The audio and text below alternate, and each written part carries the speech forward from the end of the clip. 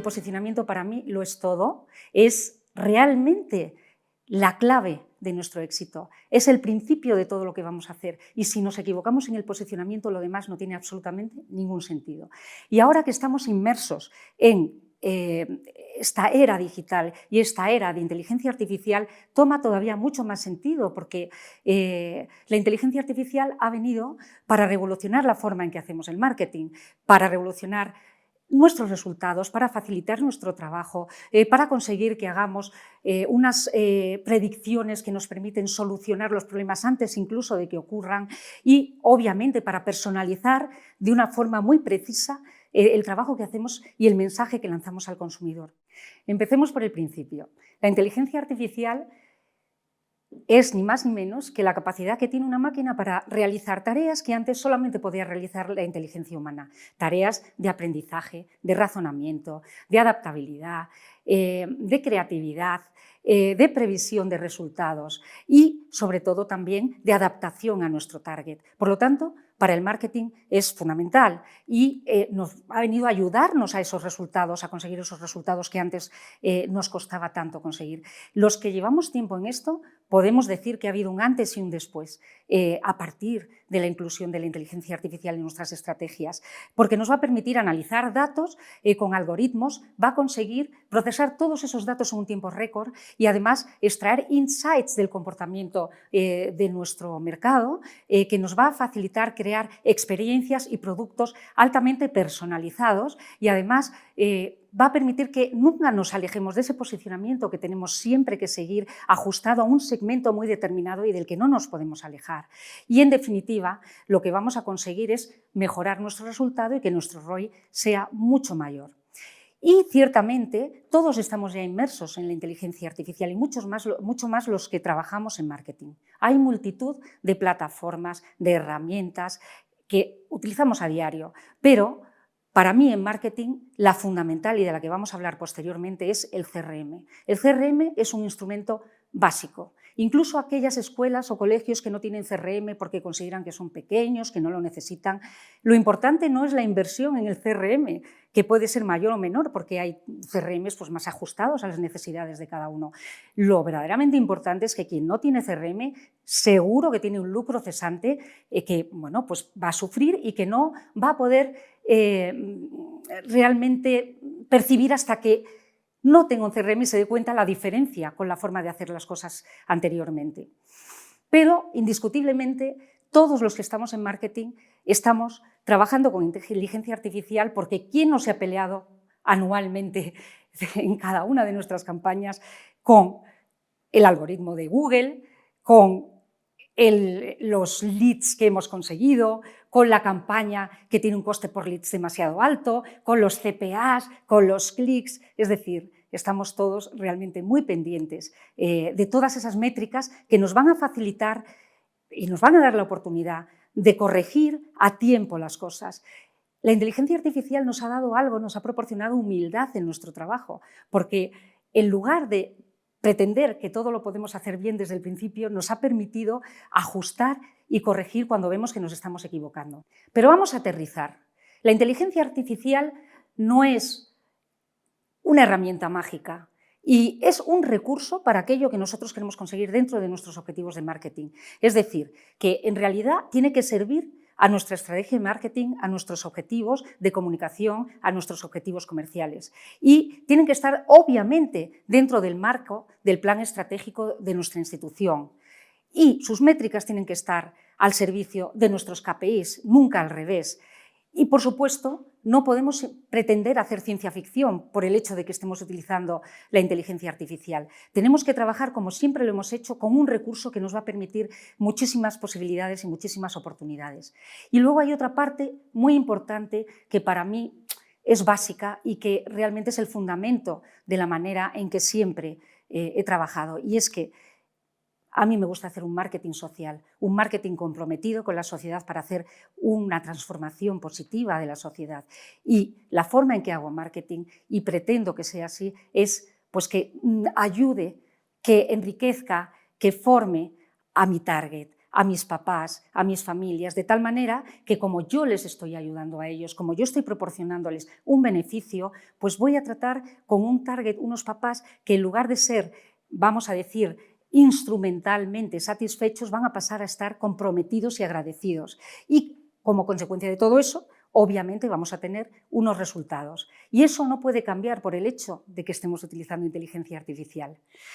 Por lo tanto, volviendo al tema del posicionamiento, que para mí es clave porque el posicionamiento es un arte, es decir, aquellos profesionales que saben cómo hacer un posicionamiento, cómo elegir, cómo seguir el proceso y dar con la clave del posicionamiento, ellos son los que van a poder mantenerse en el tiempo con unos resultados. El posicionamiento y sus métricas son importantísimos, porque ¿qué es el posicionamiento al final? Es sentirnos diferentes y gustarnos a nosotros mismos. Somos diferentes, nos encanta ser diferentes, pero esto sería imposible si no tenemos una identidad con personalidad y con proyección, si no tenemos pues esa cola preciosa que tiene un pavo real, si no tenemos ese azul iridescente que tiene el pavo real tan precioso y que lo hace distinto y lo hace llamar la atención donde quiera que va, si no tenemos esa cresta llena de sensores, que es totalmente distinta a una cresta funcional y normal de cualquier otro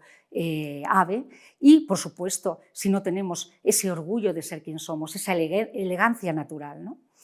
Es decir, pues esto es lo mismo. Si desaparece todo eso, nos convertimos en cualquier cosa que no somos nosotros mismos. Pero para que esto no desaparezca, para que esto se mantenga, tenemos que tener una identidad corporativa programada. No puede ser espontánea. En el momento que esto no lo controlamos, desaparece la efectividad. Entonces, ¿cómo hacemos esta identidad corporativa programada? La identidad corporativa es nuestro sello, es nuestra huella digital y es aquello que nos define. Bueno, por lo tanto, el posicionamiento hay que crearlo en función de nuestra identidad corporativa. Es decir, ¿qué es nuestra identidad corporativa? Nuestra identidad corporativa es nuestra huella digital, es lo que verdaderamente somos, es parte de nuestro ADN.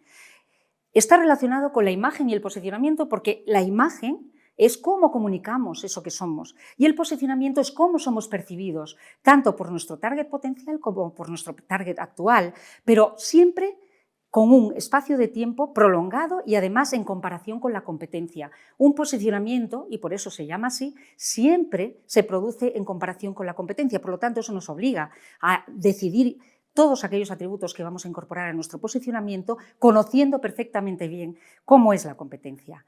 Y a raíz de esto generaremos una reputación, que es el imaginario colectivo, qué se dice de nosotros y, por supuesto, a lo largo del tiempo. No podemos hablar de reputación si no hablamos de un periodo prolongado, ¿no?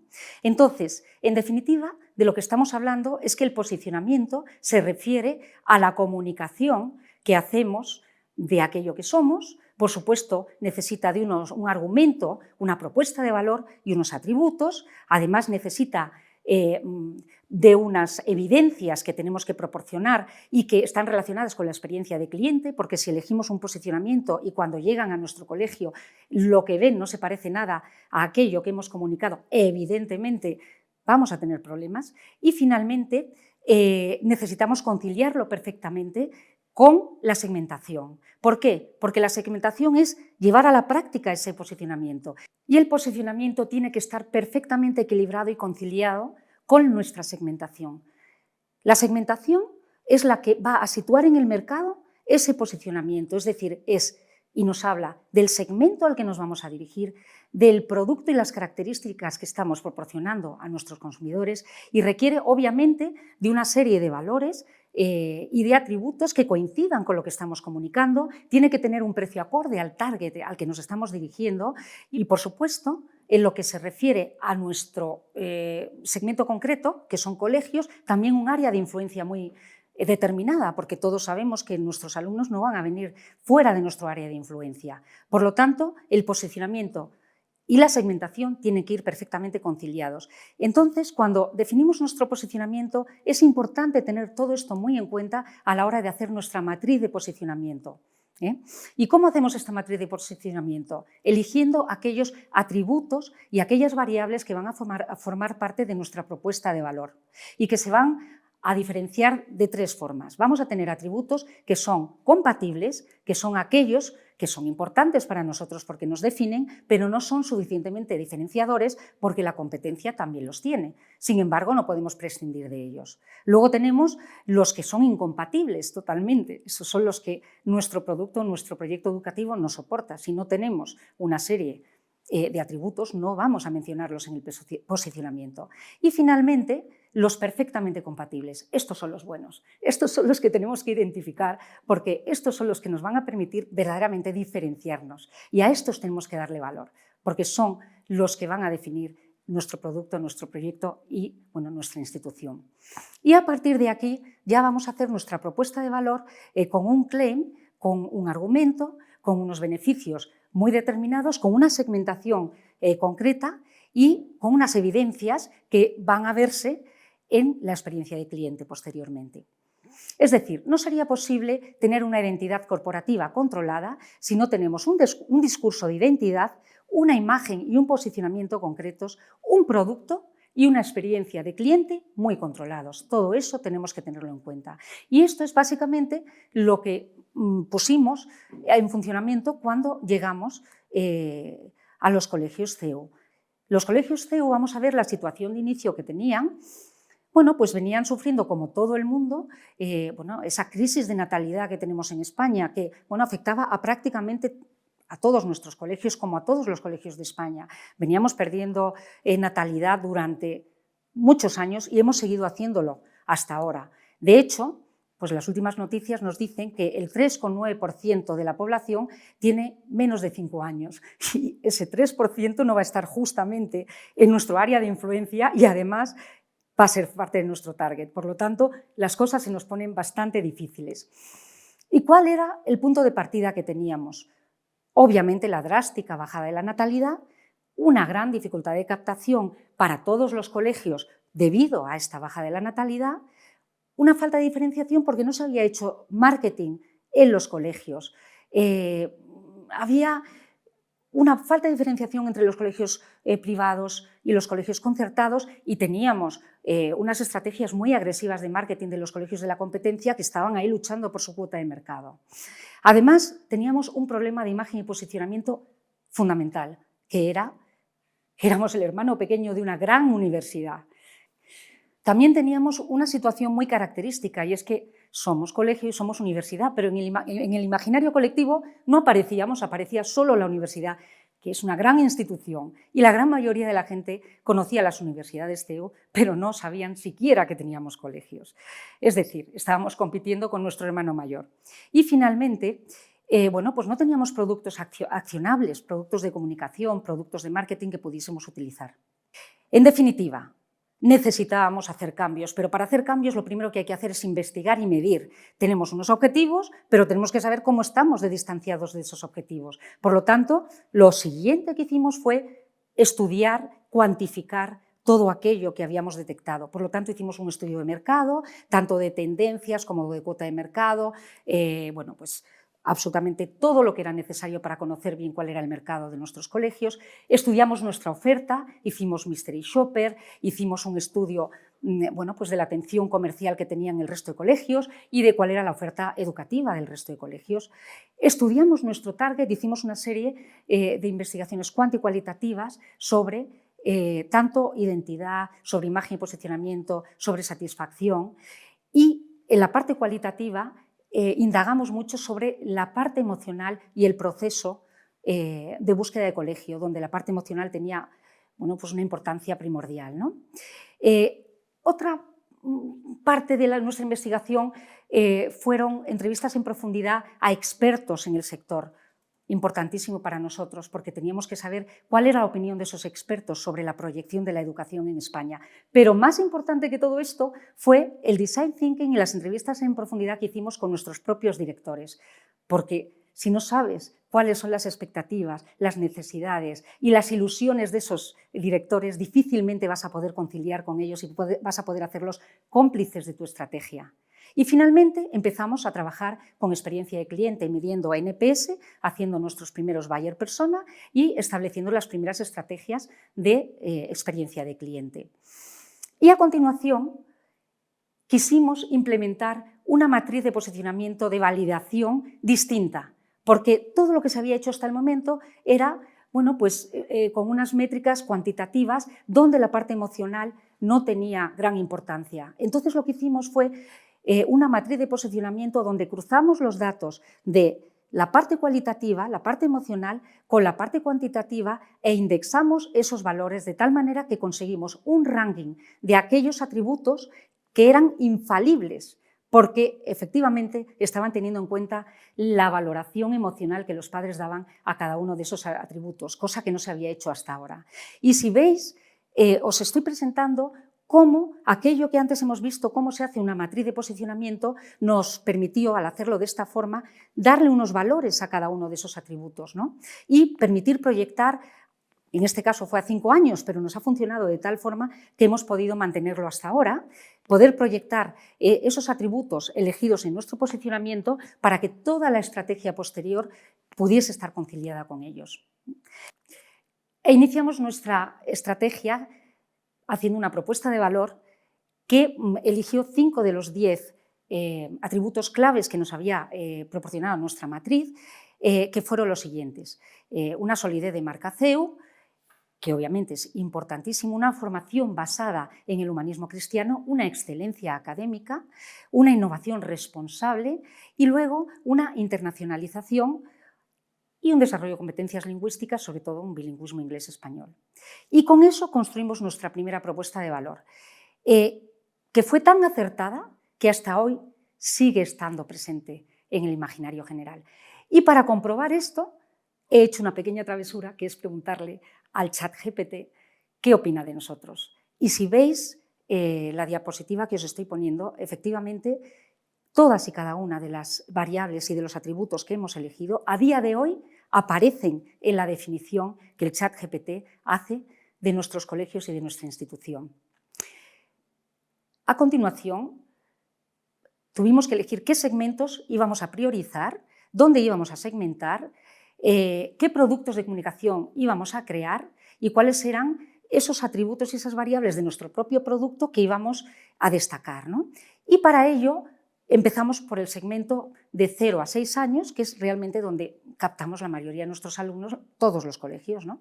Y en ese segmento creamos una campaña que se llamó Líderes con Corazón, que tenía asociado un producto para desarrollar las competencias tempranas en alumnos pequeñitos y que tenía como filosofía hazlo antes, hazlo posible, de tal manera que del mismo modo que todos sabemos ya que bueno, para aprender un idioma casi como un nativo, tienes que hacerlo cuando eres pequeñito. Pues del mismo modo hay que desarrollar las competencias a edades tempranas para que eso tenga bueno, pues un valor mucho mayor en el futuro.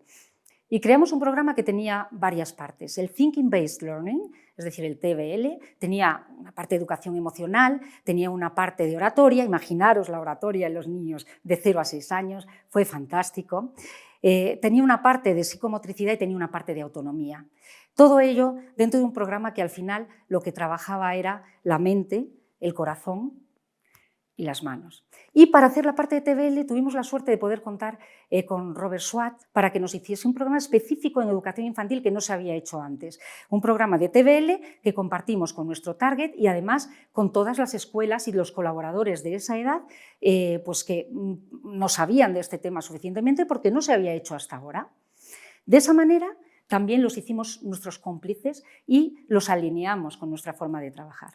Y de esa forma fue como segmentamos y como lanzamos nuestra campaña de Líderes con Corazón en esa edad. Pero teníamos otro problema también importante en los alumnos de bachillerato y en esa situación muy particular de los colegios CEU respecto de la universidad. Éramos el hermano pequeño, pero nos dimos cuenta de que efectivamente esto era una oportunidad y era una ventaja, porque ¿quién puede decir que es colegio y además es universidad? ¿Y quién puede contar con todos los recursos de una universidad para formar a sus alumnos? Pues solamente nosotros, que somos colegio y universidad. Por lo tanto, lo que hicimos es convertir esa debilidad en una oportunidad. Y creamos, junto con la universidad, que nos ayudó muy generosamente, una serie de programas, entre los que, por ejemplo, puedo destacar el CIUD, CEO in School University Diploma en Innovación Social, que fue el primer diploma universitario que se implantó en los alumnos de bachillerato y que proporcionó 50 horas de trabajo en una serie de competencias universitarias, pero desde el colegio. Y una vez cumplido este programa, nuestros alumnos se graduaron en la universidad y lo han seguido haciendo año a año porque el programa ha evolucionado y se ha implantado en el resto de colegios y bueno, pues ha sido todo un éxito y permitió que empezásemos a trabajar juntos. Y de esa forma también quisimos crear una manera de acompañamiento de nuestras familias a lo largo de todo el año y invitarlas a que pudiesen venir a nuestros colegios y conocer nuestras instalaciones y nuestro proyecto educativo en directo. Para ello, creamos nuestros EduTalks. Nuestros EduTalks lo que nos proporcionaron fue la oportunidad de crear un espacio de tiempo para todos aquellos interesados en la educación por medio de ponentes de alto nivel que progresivamente hacían que nuestros leads creciesen y que las visitas a nuestro colegio fuesen cada vez mayores. Al final del primer año, tan solo al final del primer año, solamente con este producto, tuvimos 7.500 asistentes, que no eran 7.500 leads, eran 4 veces más leads. Todo esto para alimentar, obviamente, a nuestro CRM, porque como sabéis esto es un embudo, cuantos más leads tengamos arriba, más fácil va a ser en un momento determinado poder captar alumnos. Pero ¿qué ocurrió? Que en el 2018 invitamos a Víctor Coopers a hacer uno de estos CEUTalks y llenamos el Palau de las Arts en Valencia con 1.500 padres en la sala y otra serie de padres más o menos igual en una sala paralela por streaming. Bien, y ya para poder centrar el foco en aquello que yo considero importantísimo y que más relacionado está con la inteligencia artificial, vamos a hablar de nuestro CRM y de cómo alimentamos el CRM. Los CRMs actualmente tienen incorporado a su sistema un chatbot. Imaginaos que tenéis un chat GPT dentro de vuestro propio CRM y le pedís lo que queréis, ¿no? ¿Qué pasa? Que hay que alimentarlo, hay que darle información, hay que educarlo y esto es un proceso de prácticamente un año. Pero lo más importante para mí es la forma en que trabajamos la experiencia de cliente, es decir, ese contacto ya directo con nuestro target. Y eso se hace a través del CRM en primera instancia. Y para trabajar el CRM tenemos que alimentar a ese CRM, tenemos que darle información, tenemos que educarlo. Esto es un proceso que dura prácticamente un año, pero una vez que lo hemos hecho nos va a permitir hacer un marketing automation con tareas rutinarias o con tareas más importantes incluso. El CRM va a aprender de cada contacto que hace y va a permitir corregir, modificar e incluso lanzarnos alertas cuando las cosas no están funcionando. Además, va a permitir que mejoremos nuestra segmentación y la ajustemos al máximo, de una manera que sería imposible sin CRM. Va a proponer contenidos tanto para redes sociales como para nuestro inbound marketing. Sin el CRM no lo hubiésemos podido hacer igual porque está detectando en todo momento la reacción de cada uno de nuestros consumidores, de nuestro target, y la interacción que hacen con ese lanzamiento que hacemos de mensajes permanentemente. Y finalmente va a crear una serie de experiencias inmersivas, unas experiencias especiales totalmente acertadas. ¿Pero qué marcó la diferencia en nuestro trabajo con el CRM? La diferencia fue que cuando hicimos nuestro Customer Journey y cuando establecimos nuestros modelos de buyer persona, efectivamente, en un principio teníamos unos modelos más tradicionales, basados en el modelo competitivo, el metódico, el papá espontáneo o el papá humanista.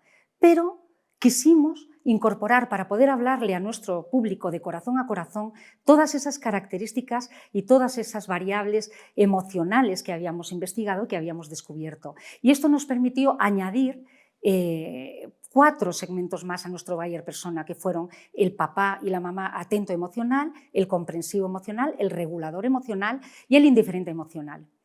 Tuvimos, obviamente, que definirlo perfectamente y darle una metadata a nuestro CRM para que pudiese trabajar con estos segmentos. Y esto no lo podíamos improvisar, esto lo conseguimos gracias a que en todos nuestros landings y en aquellas propuestas de producto que hacíamos, como por ejemplo nuestra granja de las emociones, pedíamos a nuestros padres que rellenasen una encuesta de perfil emocional, sobre todo para poder diseñar esas experiencias muy a la medida de lo que necesitaban, pero al mismo tiempo para permitirnos aprender de sus emociones y así alimentar a nuestro CRM.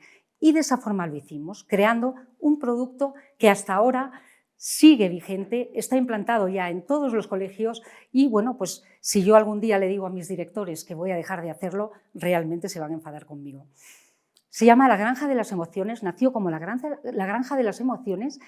Y la Granja de las Emociones era un encuentro de papás, de familias con nosotros, que durante una mañana venían con sus niños a disfrutar de unas ponencias sobre educación emocional, pero además hacer talleres y disfrutar con ellos sobre educación emocional, enseñarles a conectar con sus hijos emocionalmente. Vamos a ver cómo lo hacíamos.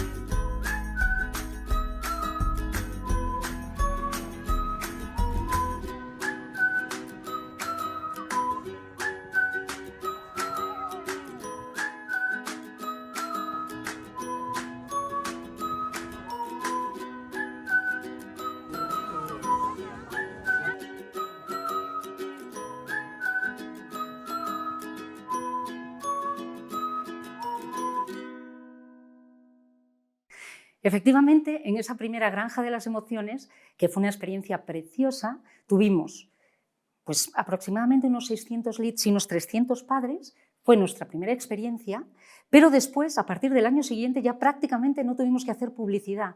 Gustó tanto, penetró tanto en nuestro target y se corrió la voz de tal forma que al año siguiente, en 10 días, teníamos que cerrar las inscripciones y además lo implantamos en el resto de colegios. De tal manera que en la actualidad cada granja nos proporciona año a año 1.800 leads y 1.000 familias que vienen normalmente de 3 en 3, es decir, que muchas personas interactuando con nosotros. Obviamente nuestras granjas han evolucionado y actualmente se han convertido en granjas de las emociones y los cuentos para sentir, donde además de esas experiencias emocionales hemos convertido estas granjas en pequeñas ferias de literatura infantil, ferias experienciales donde los papás vienen con sus hijos a disfrutar de la lectura y los autores más importantes anualmente de cuentos infantiles les enseñan cómo disfrutar de esa lectura juntos, ¿no? Y de hacer roleplays y de hacer juegos y de hacer toda una serie de cosas pues que ha tenido bastante repercusión, no solamente en prensa y en televisión, sino pues en nuestras familias que lo han disfrutado de tal manera que han aprendido a leer cuentos a sus niños nuevamente, cosa que se había perdido. Y también me gustaría hacer un guiño con una campaña que para nosotros fue muy bonita, muy importante y muy emocional, que fue la campaña que hicimos durante la pandemia, porque qué momento más emocional y más difícil fue aquel en el que los padres estaban encerrados en casa, las escuelas infantiles estaban sufriendo porque no había niños en sus escuelas y todos estábamos pasándolo mal y no teníamos la ayuda de nuestros profesores. Y en ese momento creamos nuestra campaña Historias bonitas de pequeños escritas por mayores, centrada en la educación infantil, donde cada una de nuestras escuelas amigas tenían un capítulo, fueron 40 capítulos en total, para formar una serie donde cada una de las escuelas representaban un valor de la educación infantil y que nos permitió además acompañar a los padres y enseñarles cómo llevar a cabo esa formación de los niños pequeñitos en casa cuando no estaban en el colegio. Efectivamente, esto culminó con un congreso en el que premiamos, por un lado, a las escuelas por su resiliencia y, en otro lado, a los profesores de educación infantil por su profesionalidad, por su vocación, por su forma de hacer las cosas. Obviamente teníamos el gran problema de que cómo hacías un congreso donde no podían asistir los ponentes, no podían venir a recoger los premios los profesores, por lo tanto lo que hicimos fue trabajar con hologramas y conseguimos en un momento determinado entre 800 y 1000 personas conectadas simultáneamente a lo largo de toda España, que eran familias nuestras, familias de nuestras escuelas infantiles, familias de nuestro target y familias de nuestros colegios, y conseguimos más de 2000 leads para este evento, estando en plena pandemia.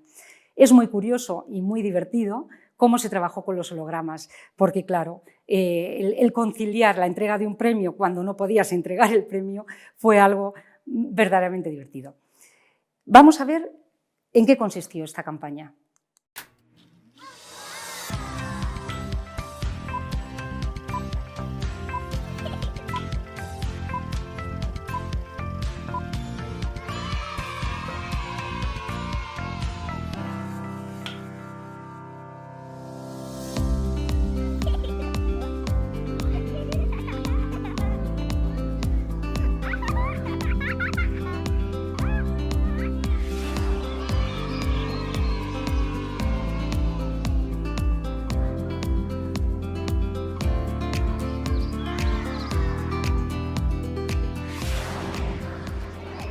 Para mí ha sido la mejor experiencia el haber estado aquí, que no es solo una escuela infantil, es nuestra familia y es hogar.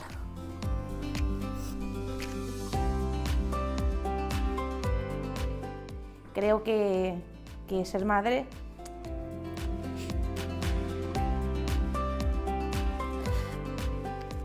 es complicado, pero es lo más bonito del mundo.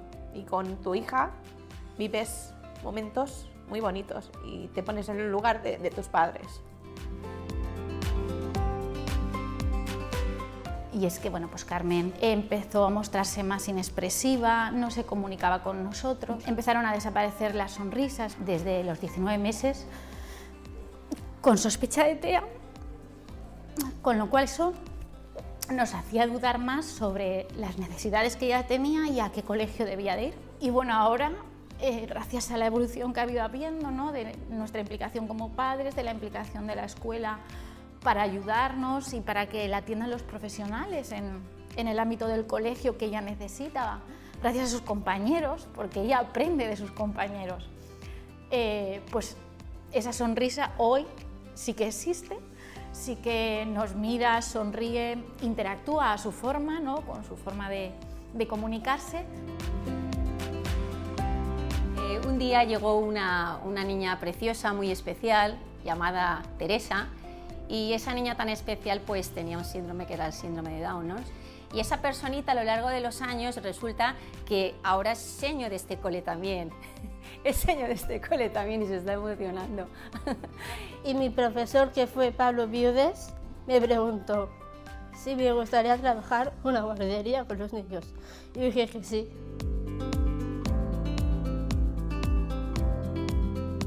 Nosotros no solamente nos ocupamos del niño, eso es una parte fundamental, pero lo importante es la familia en conjunto.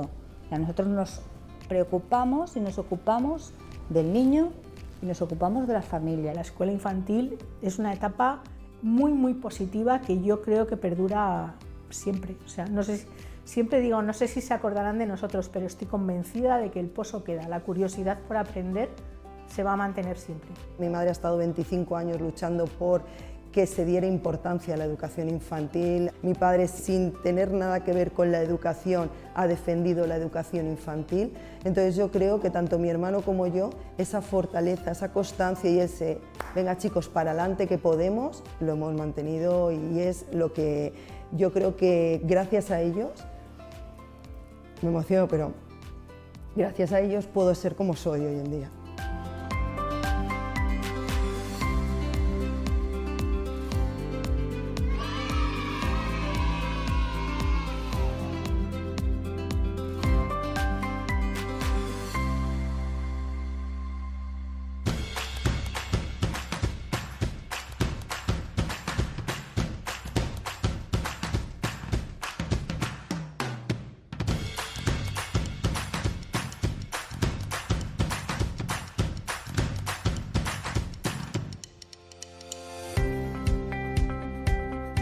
Damos mucha importancia a la transmisión de valores y cualquier momento cotidiano del día lo convertimos en un momento educativo, desde la hora de la comida al momento de la siesta, compartir un juguete.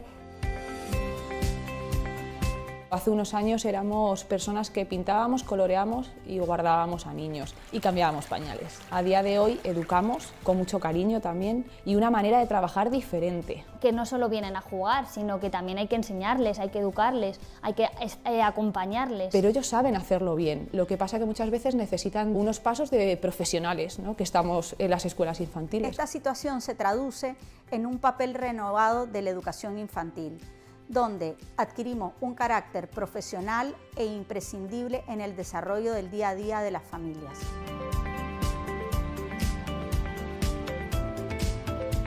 Poder contar estas historias bonitas que se producen día a día en las escuelas infantiles creo que es una tarea muy encomiable. Ha sido verdaderamente un trabajo de equipo entre las familias y los colegios, claro que sí.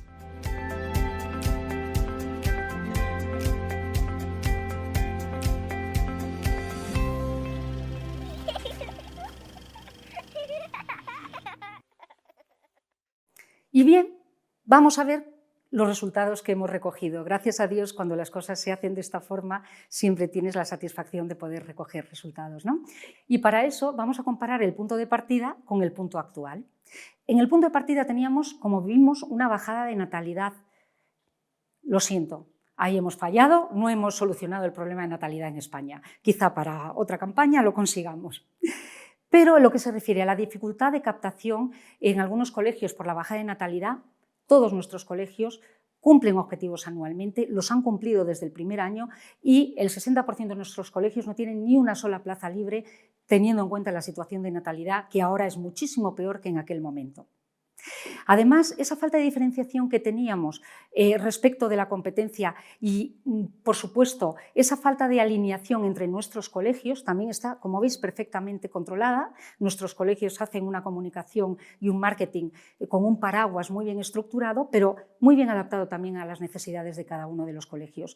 Y, por supuesto, nos hemos diferenciado de la competencia y hemos conseguido captar una cuota de mercado mayor a pesar de las circunstancias.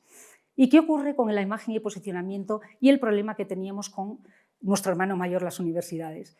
Pues que ya no es el hermano mayor, ya estamos trabajando juntos y verdaderamente hemos sacado un gran partido de tener un hermano mayor con tantos recursos y tan generoso con nosotros. Finalmente, los productos que hemos creado se han ido implantando en todos los colegios con el mayor éxito. Incluso se han adoptado en la universidad y en otras instancias de nuestra institución posteriormente. Y como resultado de todo esto, hemos podido crecer un 34% de forma acumulada y en todos y cada uno de nuestros colegios. No ha habido ningún colegio que no haya ido bien, han ido bien todos, porque hemos hecho lo mismo en todos de una forma adaptada, pero hemos conseguido que todos puedan crecer, cosa que con la situación que tenemos obviamente no era fácil. Pero es simplemente el resultado de haber hecho las cosas con corazón.